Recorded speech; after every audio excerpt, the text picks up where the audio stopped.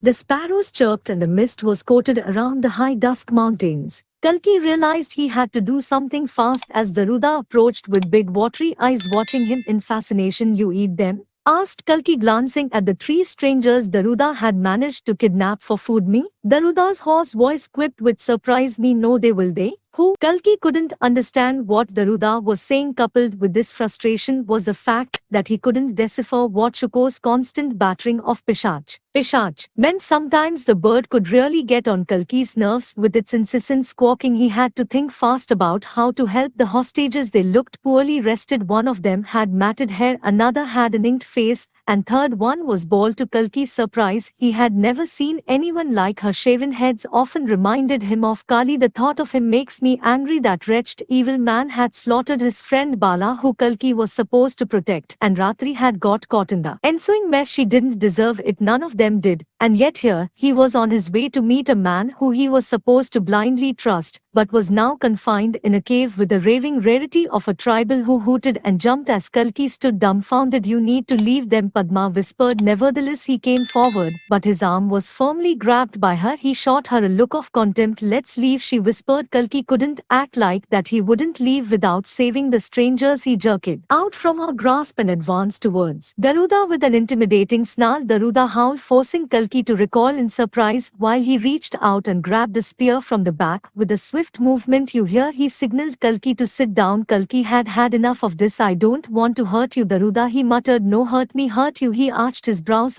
"I need to show him." Then Kalki, in an offensive stride, lunged forward. He heard the yelps of the tribal, who instantly regained his composure, as if he had anticipated it. While Padma gasped in surprise, Kalki grabbed the spear, and as he touched it, he realized it was fiery hot like lava. He instantly let go of the blade. He wanted to break it, but that strategy was out of the window. He couldn't shatter something so hot. Kalki was then jabbed on his shoulder with the spear and was violently pinned against the wall. Daruda growled at Kalki, his incisors popping out of his drooling mouth. At that very instant, Padma leapt from her position, pulled out her two daggers. In the process, as she clambered on Daruda's back, Daruda struggled as he tried to shirk her off. Kalki pushed himself back up from the ground, using his head to pummel right at the center of Daruda's chest. He staggered back in pain as he realized Daruda's skin was hard. He tried to hit Daruda in the same spot and collapsed on the ground as blurriness crowded his eyes. How could this wild creature be so tough-skinned? Kalki coughed in pain and shifted around to see a little of what Padma was trying to do. She had locked her arms around Daruda's neck and was trying her best to pierce his skin with her blades, but whenever she hit, Daruda deflected it with his huge claw-like hand until he finally used his force and slammed her flat onto the wall. Padma coughed up blood as she struggled to retain her consciousness. Daruda pummeled her against the sharp rocks and Padma fell on the ground senseless. Now Daruda came forward with the spear in his hand, ready to stab her, when Kalki saw the shadow of a figure appear at the cave entrance. "Singha!" he yelled. It was Kripa, armed with a blade with a serrated edge. Daruda turned in surprise. Without further thought, he went for Kripa. Both were locked in fierce combat. A dazed Kalki, with his battered feet and arms, struggled to get up. He shook his head violently as he crawled towards Padma. No matter how much he hated her, she was his comrade that he had to protect. Kalki came to her and flicked her face, trying to wake her up, while Kripa was immersed in a battle with Daruda. Rather than going for the kill, Kripa was intent on dodging Daruda's attacks as he rolled over with superior acrobatic finesse. For a man as old as he was, Kripa had surprised Kalki with his agility and combat skills, which could have only been gained through experience. Padma opened her eyes only to see Kalki looking down at her with concern. He didn't say anything. Padma blinked for a moment, staring at him. What just happened? Clenching his teeth, Kalki ignored her. He limped towards the strangers and opened the straps, gagging their mouths. As he did, he saw Kripa being tossed on the ground as he skid on the mud with a sharp snap like the breaking of a twig. "This doesn't feel nice, mate." Kripa sighed in pain as he struggled to get back up, growling. Daruda Singha paced himself and sprinted towards Kripa with full force and landed a blow on Kripa's torso. Kripa's howl resounded in the cave. Daruda hit him continuously with pure rage. Kalki tried to stop the berserker by grabbing him by the torso and throwing him to the other end. This was it. He was tired, having sustained enough injuries from the brawl. Kalki raced forward while Daruda rampaged ahead. Both began to deliver blows unto each other, fists of fury smashing into each other as they tried to break each other's bones, whilst barely maintaining their balance. Kalki had just about managed to regain his composure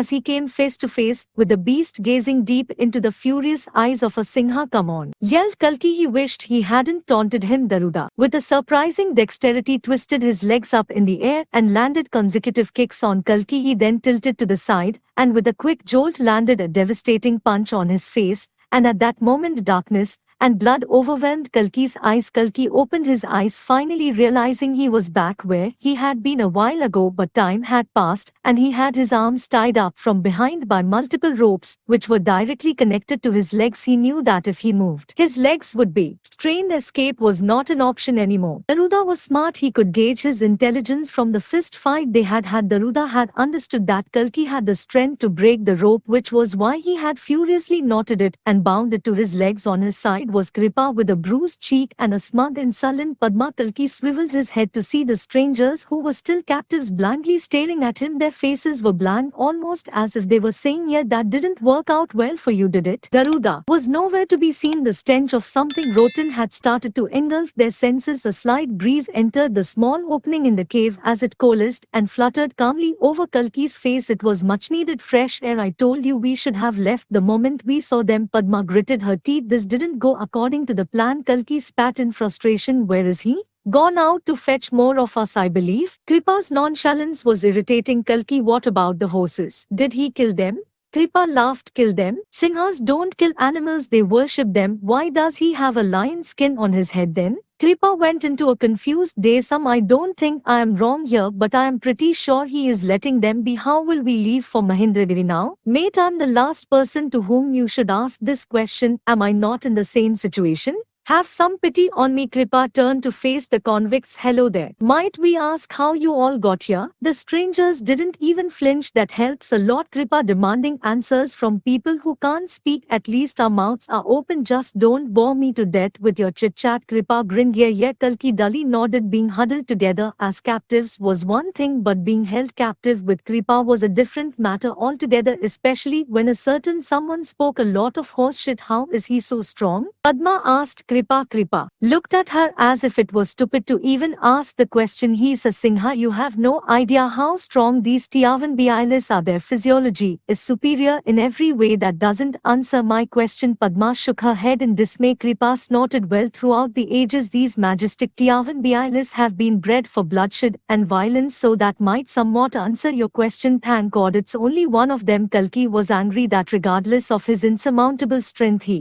had not been able to defeat a ragging Singha. Maybe he had to just accept the fact that he wasn't strong enough. Not yet. At the very least, Kalki realized Shuko had escaped when he had been fighting with Daruda. He whistled and hoped he would come. He whistled harder, quicker, louder, and the parrot appeared. He flapped inside the cave and perched on Kalki's shoulder. "Look at the proud one. At least one of us is not trapped." Kripa gleefully said. "Pishach, Pishach." The words were gibberish, and before Kripa could speak again, Kalki signaled at his tied arms open. He said to Shuko, "Bite." He motioned at his hands. Shuko flapped his wings and reached down, and with his sharp beak began to tear the knots apart. As the rope splintered and the last strands were undone, he freed his hands from the restraints. Kalki grinning patted Shuko as he went for his legs, opening the remaining restraints at ease. "Fast, fast." The shadows." Kripa hissed under his breath. Kalki swiveled his head, and from the entrance of the dark caves the moonlight allowed Kalki to see a shadow appear. He hadn't realized it was dark outside now. For how long had he fainted? By the gods, he had to be fast. The shadow materialized, and it was none other than the huge Singha. He was crouching with bumbling hands and arms around his gigantic body. Kalki hurriedly undid the knots on Kripa and then started opening Padma's. "I will rescue the others," he said as Padma looked at him questionably. "You could have just ignored me." Padma gritted her teeth as Kripa helped Kalki free the others. "Okay, we don't need another fight now." Kripa silenced them. Kalki snapped back. "I wish I could, but you are traveling with us. There is a reason why I'm doing it, perhaps to get us in trouble." Kalki frowned. "Your brother made me promise to help you," she exclaimed. Kalki shot her a glance, confused. "Arjun made her promise? A stranger like her?" Padma averted her eyes and crouched towards the three women in an attempt to open their bow.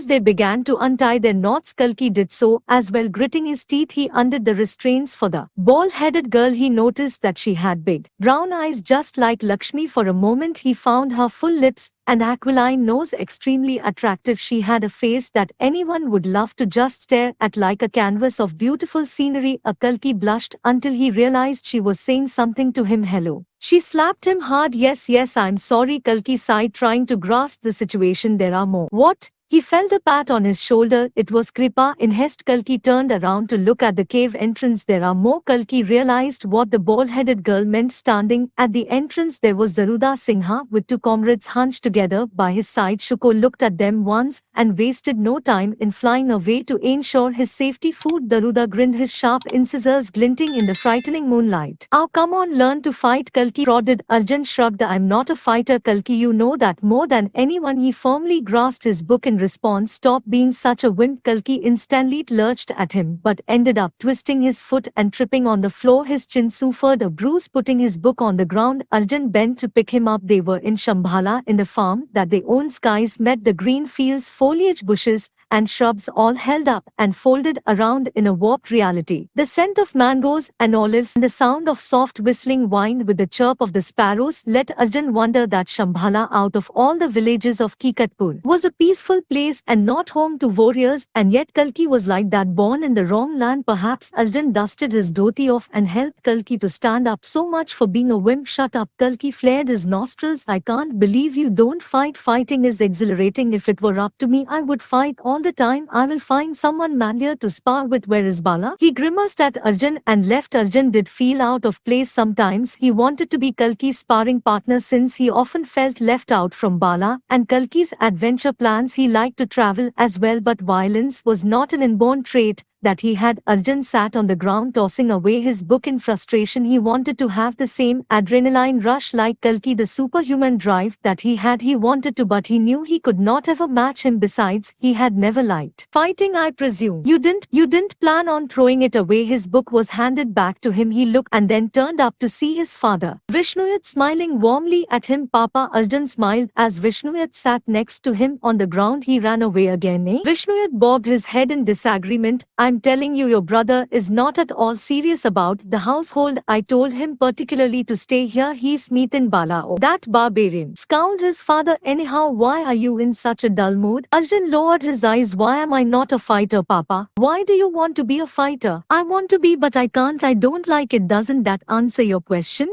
Yeah, I know, but Arjun blinked hard. He was confused. I want to be manly, you know. I want to fight. I want to have rippling muscles. I want to be an untamed force in battle. What will all these books help me with? Nothing. I won't have any practical knowledge. I will be just stuck in my home reading all the time. Slowly Vishnu wrapped his arms around Arjun. Well, you shouldn't really care to be violent, son. Don't we already have enough of it? We need readers, knowledgeable people who could guide us in the right direction. Arjun shook his head. But how does reading add to that? I don't think you understood my point. It teaches you about the little things, the kind things, and the brave things. He paused. Never forget, real strength is not here. He touched Arjun's flaccid muscles, tickling him in the process, to which Arjun giggled. It's here. He signaled at Arjun's head where his brain was. You can have all the strength in this world, son, but if you don't know how to use it, what is the point of it? But all the fighters in the stories are heroes, the ones who battle in the forefront of the army, the fables. Isn't that what the stories tell us? Never forget, the Pandavas wouldn't have survived without the intelligence of Lord Govind to win the Mahayuddha. His father smiled. There was a certain charm and warmth to the way he pulled up his lips. Fighters change the outcome of a battle, but a reader can change someone's world by his knowledge. Arjun woke up with a jolt, sweating profusely as he stared into the pitch black nothingness in front of him. He turned his head frantically, his neck throbbing in pain as he looked up to see iron bars from where the moonlight had slipped through, letting it dance over the ground. Scampering about in his cell, he felt a sense of elation as he recalled how he had been dreaming about the conversation he had had with his father when he was young and how everything had changed. He had decided not to be a fighter like Kalki, and here he was thrust into the lion's den, living the life of a wrestler. PSST.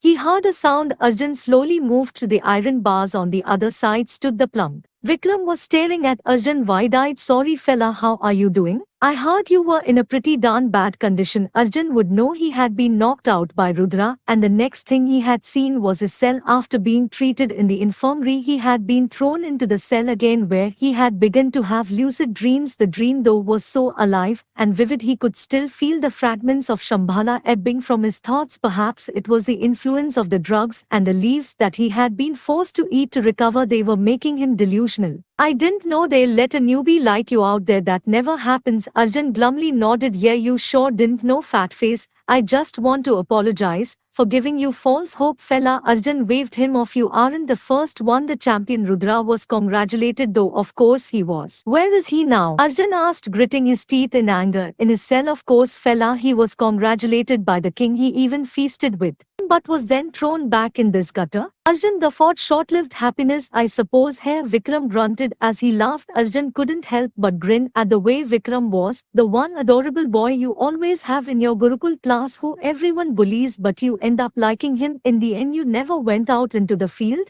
Arjun asked him about the arena. Professional wrestlers participated in different matches, which was a different form of entertainment altogether, but surprisingly not frequent. Wrestling in Indragal had become a popular sport for the wrong reasons. The system exploited the prisoners to flourish the gambling business. Most of it had been conducted under Vedanta's nose, who hadn't given it much thought, or perhaps hadn't known, but Kali had made it mainstream to the public. He had put the show out in the open, inviting more nobles, ministers, and upstairs to add glamour to the show. It was quite a clever tactic now that Arjun thought about it. Truth be told, yeah, I want to, I really do. He grunted again. It's just that my weight, you know, no one cares to throw me out. They never volunteered. Doesn't matter, he frowned, getting embarrassed. Even if I did, they will overlook me. Truth to be told, yeah, no one wants to see a fat wrestler fighting to the death. They want to bet on the strong ones. You know, Arjun wouldn't know he wasn't the strong one, and yet Kali had thrown him out there. It was a matter of personal vendetta. Why have you been locked inside? Ah, well, my father was a criminal, said Vikram. So? Arjun didn't understand. Oh, you don't know? The sins of the father are passed down to the sons. Arjun detested the very idea of it, but there is no rule. Ah, yes, there isn't, but you know, fella, it's a strange world. Even if there are no official rules per se, there are some internal ones that these officials follow, who make up their own stuff to huddle people together like sheep. Who was your father? None of that really matters, fella. Vikram shook his head. He was a minister. Did treason? You know, treason, you say? Arjun mumbled. There's been a great number of revolts, you know, fella, before all these tribal thingies. Vikram raised his voice as if he was announcing something, but realized what he had done. He kept his voice low now in an attempt to not let the other prisoners hear their conversation. One of them, concerned with the idea of democracy, give power to the people. Here, one thing is about it, fella, it's a beautiful thought, even though it might never be real, isn't it? Seems like it. Kings are a dying breed, causing more harm than good. Now Vedanta, our dear old king, was an honorable man, but an idea of democracy, no, he was speaking to himself more than to Arjun now. He killed my father and made sure his young son didn't exact vengeance, so he put me in here. Thought the democratic influence on me would be far too risky in the near future. Many were imprisoned along with me. 3 soldiers, friends of my father, who were Dakshinis, my younger brothers, and a sister as well. They were then killed. Vedanta ensured no one from that revolt lived to tell the tale. Felt that each one of them had seeped into an infectious democratic idea, and it would build up like a tumor, infecting the entire state with undesirable ideas. Detestable fella, eh? Why did he let you live? I didn't seem much of a threat, he quipped with pride. I was even fatter then, so much so that I couldn't walk properly. He pitied me. He felt that killing me wouldn't do much good, since I anyway didn't have the strength to attack him, and he's right. Even if I'm out there, I won't be able to take my revenge, he said matter-of-factly. Arjun recalled how Kalki had taken revenge by killing Keshav Nand, the head of the Mlechas, who had killed his father. One man is willing to shed blood, another sits in the jail and rants. There are all kinds of people in the world. How did your father rope in a Dakshini? You know how he smiled. They were friends, almost like family. The eldest and my father were buddies. You know, fella, they tell you I had my suspicions about them. Why? Well, they were Dakshinis, of course, and they were of royal heritage. Royal? Family of King Vibhisna, I should say fella cousins, or something, don't know much. They left for Udayas for. Well, you know all that gibberish. From the south, Arjun nodded. Vikram's tale was getting interesting, but at that moment the candles were lit and the soldiers entered with cuffs and bonds. The iron cages were opened as soldiers entered every cell, even Arjun's. They pinned him against the brick wall as his hands were tied behind with Vikram behind him. He was dragged outside. He followed the other prisoners as they walked in a line. Must be the practice for the good old sport. Arjun sighed. His bones ached and he wanted to sleep, but it was night, and night was when they practiced the most. Arjun was thrown on the field. Now the chains were opened so he, like the other prisoners, could begin practicing. Looking at the barriers above the prison walls, Arjun recalled his escape through sticky situations while trying to find a way to free the trapped Kalki. Though now Kalki won't be here, Arjun was alone, and the very thought of no one coming for him, let alone knowing he was alive, made him sick in the stomach and burned his eyes with tears. He wanted to go home, and he wanted to cry and hope his mother would come and take care of him. There was no one to send her notes anymore. She must be worried sick. How would she survive while knowing that one of her sons was in prison while the other was either dead or was out there in the wild fighting every day to stay alive? Master Reddy began to line them up, commanded them to jog around the place. Arjun did all of that. Then they were asked to arm themselves with maces, which they were supposed to use as per their body weight, and swing them to gauge their arm strength. As Arjun did all of that with Vikram, he turned to see Rudra. He was walking towards Arjun. Arjun ignored him while Rudra stood there for a while. What I did was a show, kid, he said. His voice had a cutting edge of hoarseness to it. A thick, grave, salty air, an air of regality surrounded him. And yet here he was a mere prisoner. You are not going to stay furious with me, are you? Arjun clenched his jaw. You are smart. You knew how to unlock my grip and work your way out. It was difficult taming you, and believe me, I never had the intention of hurting you. Rudra winked at Arjun. Arjun sighed. The moonlight was harsh, unforgivable. Even the wine seeped with coldness inside Arjun. But with the amount of exercise he was doing, whispered, business of escaping this god-forsaken place, kid, all of us have had enough. I have been gathering men for weeks. All that's left is to figure out how we are going to escape. Arjun narrowed his eyes, but before he could say anything, the loud noise of Master Reddy interfered. Their moment of secrecy. What are you two? Whispered, business of escaping this god-forsaken place, kid, all of us have had enough. I have been gathering men for weeks. All that's left is to figure out how we are going to escape. Arjun narrowed his eyes, but before he could say anything, the loud noise of Master Reddy interfered. Their moment of secrecy. What are you two pimpleheads doing out there together? He yelled. Sorry, Master, bowed Rudra innocently and turned to Arjun almost irresistibly. I will see you around. Think about it. He winked, brushing his hand calmly over Arjun's hand. As he left, Arjun stood there for a moment, contemplating over what had just happened. He was yet again included into a plan that involved an escape, and this time he didn't have his brother to look out for.